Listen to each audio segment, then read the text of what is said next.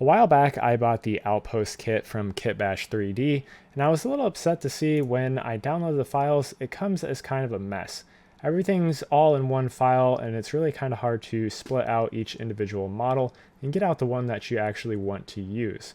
So I created an HDA that's going to make it super easy to split everything out, and you're going to be able to download that for free. So just taking a look here, if you were to go and download the files, just select Houdini, then your native render engine, you get a bunch of files. So you'll get everything in this folder except for these two files right here, which is what I'm going to be providing for you. So you get the textures all in a folder, and then you get the geometry all in a folder as well. And this is the HIP file that they provide with you. So it's all of these individual models lined up, transformed a little bit, and then piped into a merge node. Makes it really difficult to bring this into any other project that you want to work on. Even if you download the FBX or OBJ or whatever, it comes in laid out like this as well, which makes it kind of annoying to split out. So I created this HDA that you see it looks the exact same, except for it's got a few settings here. So I'm actually going to just start over, show you how it kind of works. So I've already got it loaded in. So KitBash3D Outpost, and this one is specific to the Outpost, but how you can, however, adapt it to whatever you want. So any of the other different KitBash kits, you can easily adapt it to those as well. And I'll show you how to do that as well. So I got a few settings here. So first off is going to be your file path. So you're going to need to set this. So I'll just copy this from this one and just paste this on in. Make sure you have this last backslash there. And once you do that, everything should load in here. And if I click this view all models, it takes a second, but you see everything loads up into our HDA, which is super awesome. That's what we're looking for. But if we want to select an individual model, let's say we want to go through and we want to find this big building right here. We just uncheck that, and then we can cycle through and find which one that is, which, let's see, I think it's this one. Yeah, it's that one. So pretty easy to find the one that you're looking for. And then if you have any questions about which one that you're looking for, you can also go up to this geometry spreadsheet, come into the detail attributes, and you can find the actual file that you're looking for as well. So if you want to just bring that in separately, you can do that, or you can just do it through this HDA since everything's loaded in here and it's only loading whatever you need at the moment.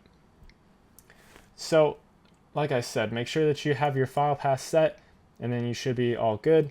If you want to put a material on it after that, just drop a material in here, wire this up, and then you would need to select the different groups that you want, which looks like there is a ton. So yeah, for this big building, there are a ton. If I go and select one of these smaller models, like this one, and I go back to this material, you can see that there's a bunch, there's a lot less groups. So each individual group is going to correspond to kind of your different materials. So in your texture folder, that's how you figure out kind of which ones you're going to need to use for the texturing. So if you want to actually adapt this to different KitBash kits, you'll need to open up this file, or at least I would recommend opening up the actual file that I provide with this, and going into one of these subnetworks, you can just copy this along.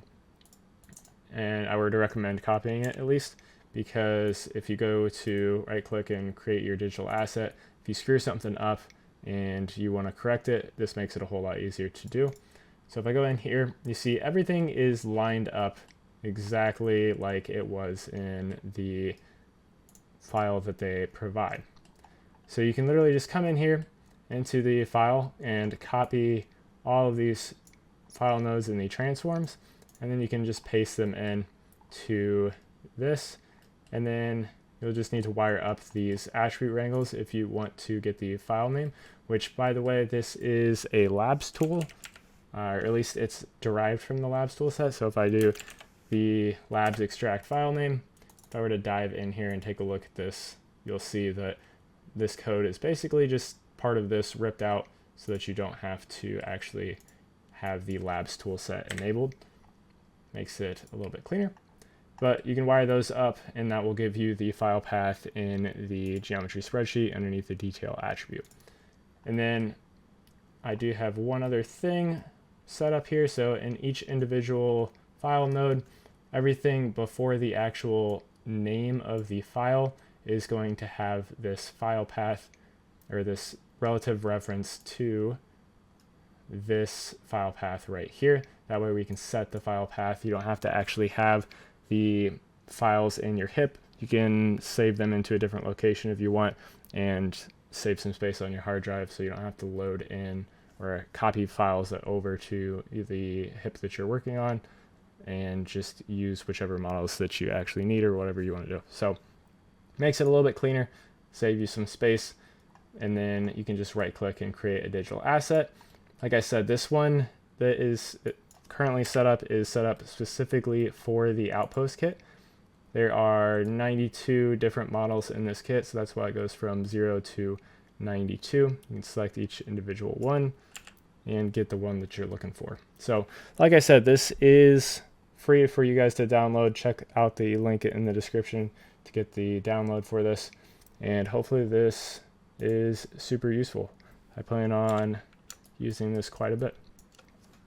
So anyways, I do have a bunch of other videos on my channel. If you want to learn more about Houdini, definitely check those out. I do also have a bunch of tutorials on some Redshift stuff, as well as Sumo 4D, a little bit on Octane, and some stuff on Clarice as well. So if you're interested in any of that, feel free to check those out.